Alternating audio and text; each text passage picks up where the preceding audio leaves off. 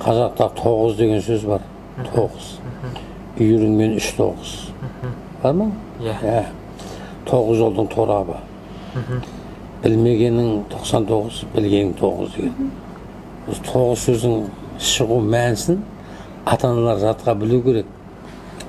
Қазақтың қасиетті 9 сөзі бар. Қазақтың қасиетті.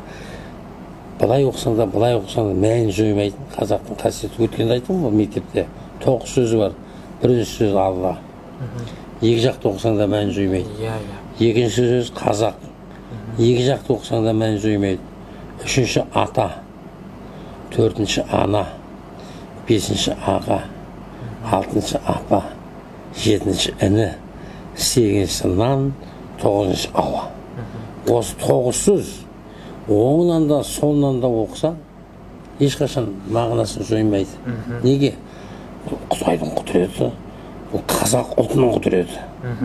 Қазақ ұлтына ғана жазылған, маңдайына жазылған Алланың нығметі бұл.